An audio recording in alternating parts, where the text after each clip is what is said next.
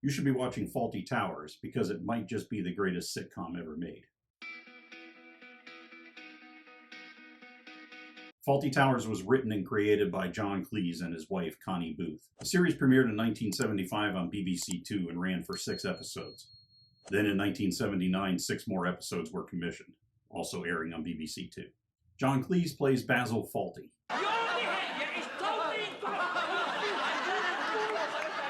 Prunella Scales plays Sybil, his bossy wife.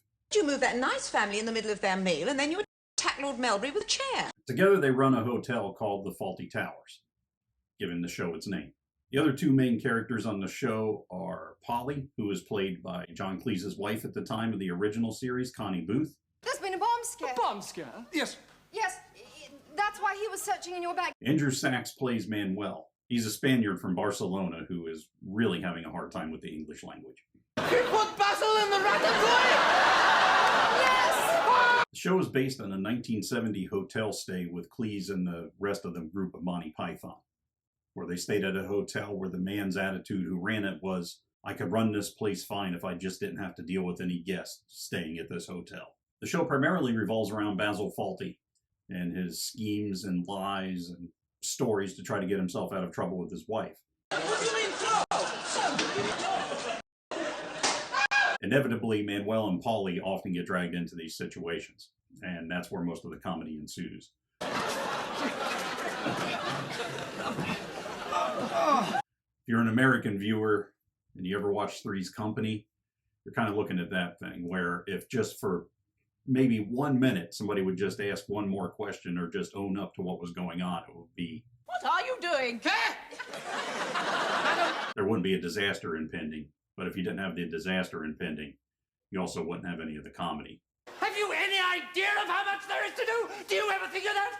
Being that the show is 50 years old, there are some dated references. I got a bit confused because everyone keeps mentioning the war. There are only 12 episodes of the entire series. Listen, don't mention the war. There's one episode called The Germans that Martin Scorsese said was probably one of the greatest bits of comedy ever done.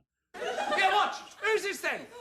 Stuff you, but I should also say for the episode of The Germans, I can't really talk about what goes on in a lot of that episode. All I can say is suffice that it's barely 30 years after the end of World War II. I'll do that for any more. And there's still some lingering resentments by some people. The show also relies heavily on slapstick comedy. Very well, let me explain. John Lennon said it was possibly one of the greatest shows he'd ever seen. Kate Bush loves it to this day. And as I mentioned before, Martin Scorsese really enjoyed watching it, and he said that it was so tasteless, it's hilarious. There have been 3 attempts to remake the show, and each of them were pretty terrible by themselves. They just weren't funny. It's kind of like on the episode I did about the IT crowd with the American remake.